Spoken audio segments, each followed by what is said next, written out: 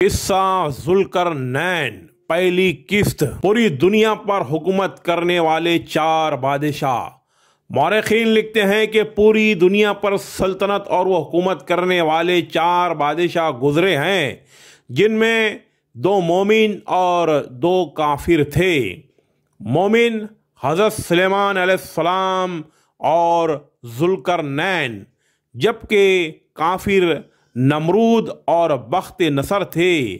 जुल्करनैन वही बादशाह है जिनसे यहूदी उलमा ने कुरैश के लोगों के ज़रिए रसूलुल्लाह सल्लल्लाहु अलैहि वसल्लम की नबुवत का इम्तिहान लेने के लिए सवाल किया था, और अल्लाह ताला ने वही के ज़रिए हुजूर नबी करीम सल्लल्लाहु अलैहि वसल्लम को आगाही फरमाई थी। चुनांचा सूरह कहफ की आयत 83 से 98 तक में अल्लाह ताला ने जुल्करनैन का वाक़िया बयान फरमाया। जुल्करनैन नेक और आदिल बादशाह। जुल्करनैन एक नेक और आदिल बादशाह थे, जिन्होंने मशरिक से मगरिब तक तमाम ममालिक फतेह करके वहाँ अदल व इंसाफ पर मबनी हुकूमत कायम की।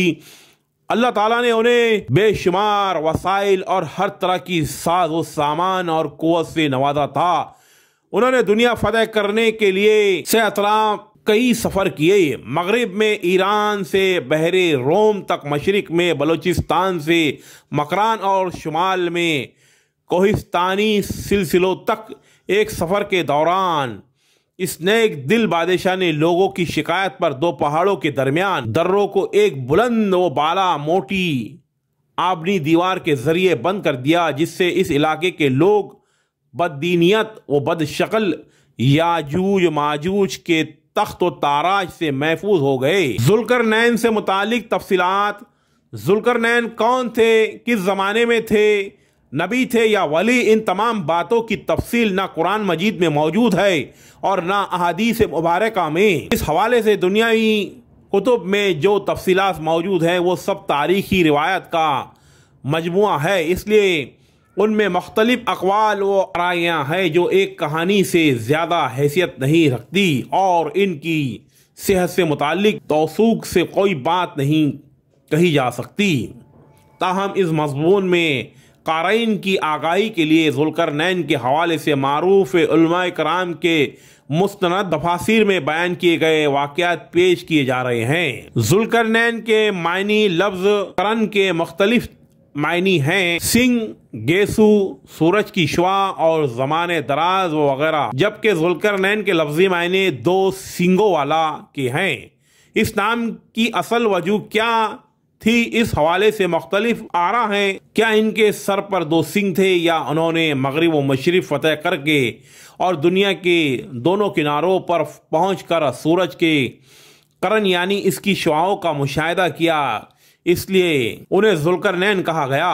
बाद ने लिखा है कि उनके गेसू दराज थे और वो आंखें जो 2 चोटियों में बांध लेते थे, और उन्हें वो 2 चोटियों में बांध लेते थे। बांस के नज़दीक उनके सर पर दोनों जानिब चोट के निशान थे, और कुछ ने लिखा कि वो जो ताज सर पर पहनते थे इस पर 2 सींग बने हुए थे। वल्लाह आलम। शहजादे की सहरा में रूपोशी। कदीम रिवायत में जुल्करनैन के बारे में ऐसी मालूमात भी मिलती हैं कि इब्तिदाई उम्र में वो एक छोटी सी मुमलिकत के शहजादे थे, जब उनके अपने मुल्क में कुछ ऐसे हालात पैदा हो गए जिसके बिना पर कुछ लोग उनकी जान के दर पे हो गए, तो वो किसी ना किसी तरह वहां से बच निकलने में कामयाब हो गए और कुछ अरसे सहरा में रूपोश रहे। रूपोशी के इस दौर में इनके पास किसी नबी की तालीमात पहुंची। ये भी मुमकिन है कि ज़रतश्त ही अल्लाह के नबी हो और इन्हीं की तालीमात से उन्होंने इस्तेफादा किया। बहरहाल कुरान करीम ने जुल्करनैन का जो किरदार पेश किया है वो एक नेक सौले बंदे मोमिन का है। बयान कुरान 383। सिकंदर आजम कौन था? दुनिया में जुल्करनैन नाम के कई लोग मशहूर हुए और हर जमाने के जुल्करनैन का लक़ब सिकंदर था। हज़रत मसीह अलैहिस्सलाम की पैदाइश से तकरीबन 300 साल पहले एक बादशाह सिकंदर आजम के नाम से मशहूर था, जिसे यूनानी, रोमी और मकदूनी वगैरह के लक़ब से याद किया जाता है। उस बादशाह का वजीर और उस्ताद अरस्तु था। सिकंदर आजम 20 साल की उम्र में मकदूनिया का बादशाह बना और 23 साल की उम्र में मकदूनिया से निकला और पूरे यूनान को फतह करता हुआ तुर्किया में दाखिल हो गया।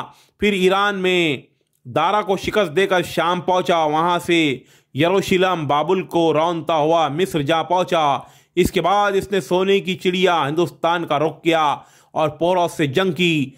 अपने खूबसूरत और वफादार घोड़े की याद में पहलिया शहर आबाद किया। वापसी पर मकरान होता हुआ अपने वतन मकदूनिया की जानिब रवाना हुआ, लेकिन रास्ते में से मलिकुल मौत ने आ दबोचा। यूं 323 कबल मसीह में वो सिर्फ 33 साल की उम्र पाकर बख्त नसर के महल में इंतकाल कर गया। सिकंदर आजम ने 10 बरस घोड़े की पीठ पर गुजारे और 17 लाख मुरब्बा मील का इलाका फतेह किया। सिकंदर के नाम से दुनिया में मारूफ होने वाले आखिरी शख्स यही था, क्योंकि इसी की शुजाअत और बहादुरी के किस्से पूरी दुनिया में मशहूर थे। चुनांचा बाद मुफस्सरीन ने इसे भी जुल्करनैन कहना शुरू कर दिया, जबकि ये शख्स आतिश परस्त और मुशरिक था। ताहम कुरान मजीद में जिस जुल्करनैन का जिक्र है, उनके मोमिन और साले होने पर सबका इत्तेफाक है। क्या सिकंदर जुल्करनैन था? अल्लामा इब्ने कसीर ने अपने अक्सर के हवाले से अल-बदाइया व नहाया में सिकंदर आजम का पूरा शजरा नसब लिख डाला। वो फरमाते हैं कि यही वो सिकंदर है जो यूनानी, मिस्र, मकदूनी के नामों से मारूफ है। रोम की तारीख इसके नाम से चलते हैं। इसने अपने नाम पर इस्कंदरिया शहर आबाद किया। इसने दारा को कत्ल किया और मुल्क फारिस फतेह किया, लेकिन यह शख्स मुशरिक था और जुल्करनैन की पैदाइश से 2000 साल बाद पैदा हुआ। चुनांचा इस शख्स को जुल्करनैन करार देना सरासर गलती है। अल-बदाइया वन नहाइया 106 20वीं सदी के आगाज तक अक्सर मुफस्सिरीन जुल्करनैन से नावाकिफ थे। चुनांचा 1300 साल तक आम तौर पर सिकंदर आजम ही को जुल्करनैन समझा जाता रहा। इसकी वजह यह थी कि कुरान करीम में जुल्करनैन की फतवात का जिक्र जिस अंदाज में हुआ है, यह अंदाज सिकंदर आजम के फतवात से मिलता जुलता है। लेकिन हकीकत यह है कि जुल्करनैन की सीरत का वो नक्शा जो कुरान मजीद ने पेश किया है, इसकी सिकंदर आजम की सीरत के साथ कतई कोई मुनासिबत नहीं है। बयान अल कुरान आयत 381 अल्लामा इब्ने कसीर फरमाते हैं कि हकीकत यह है कि कुरान करीम में जिन बुजुर्ग शख्सियत का तस्करा है, वो सिकंदर रोमी, यूनानी और मकदूनी से 2000 साल पहले हज़रत इब्राहिम खलील अलैहिस्सलाम के ज़माने में बादशाह थे और हज़रत खज़ीर अलैहिस्सलाम इनके वजीर थे। वो सलफ सालेहीन के हवाले से ये रवायत भी तहरीर फरमाते हैं कि हज़रत इब्राहिम अलैहिस्सलाम के ज़माने में जुल्करनैन या प्यादा अदाई हज के लिए मक्का मुकर्रमा पहुंचते हज़रत इब्राहिम अलैहिस्सलाम को उनके आने का इल्म हुआ, तो उन्होंने मक्का मुकर्रमा से बाबर जुल्करनैन का इस्तकबाल किया और उन्हें दुआएं देने के साथ कुछ वसीयतें और नसीहतें भी फरमाई। अल-बदाइया व नाइया 108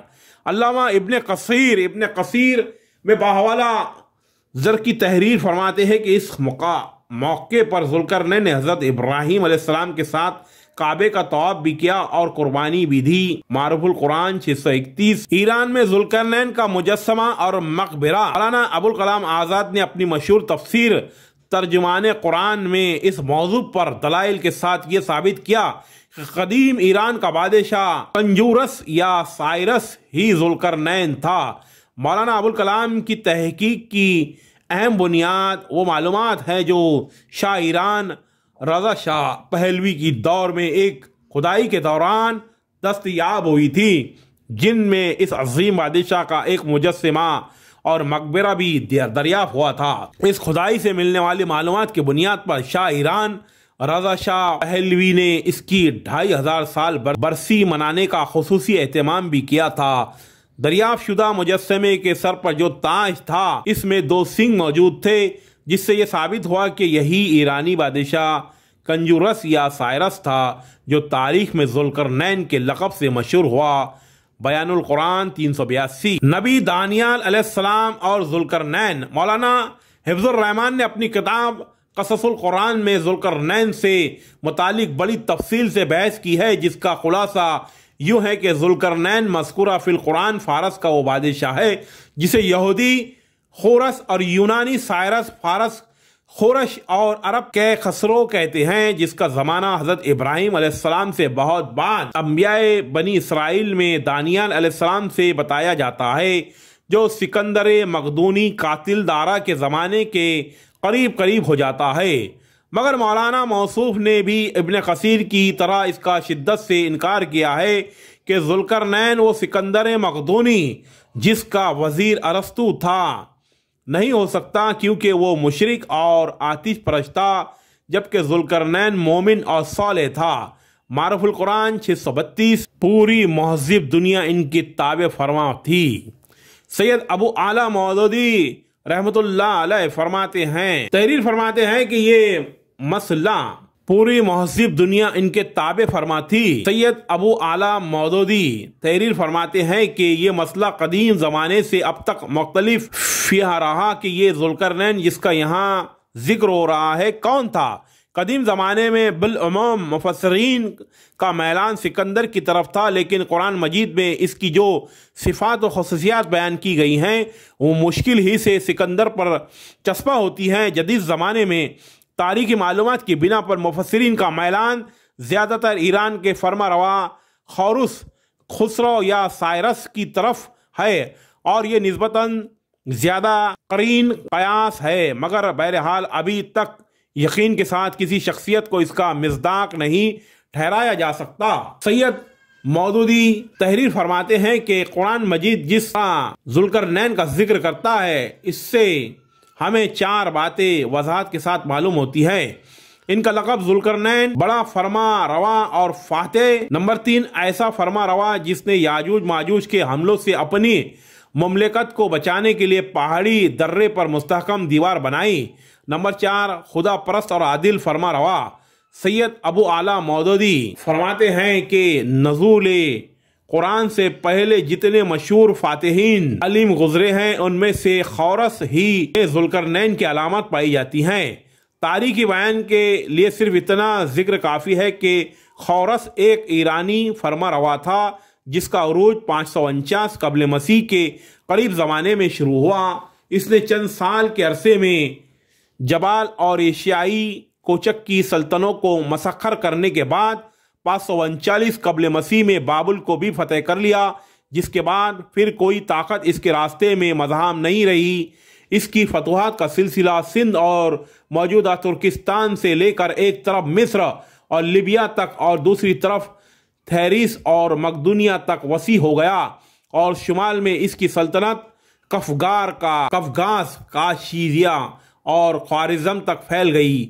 अमलन इस वक्त की पूरी महज़िब दुनिया इसकी ताबे फरमान थी। सैयद अबू आला मौलाना सैयद अबू आला मौदूदी फरमाते हैं कि तायुन के साथ इस जुल्करनैन करा देने के लिए अभी मज़ीद शहादतों की ज़रूरत है, ताहम कोई दूसरा फातेह कुरान की बताई हुई अलामात का इतना भी मिज़दाक नहीं जितना खोरस है।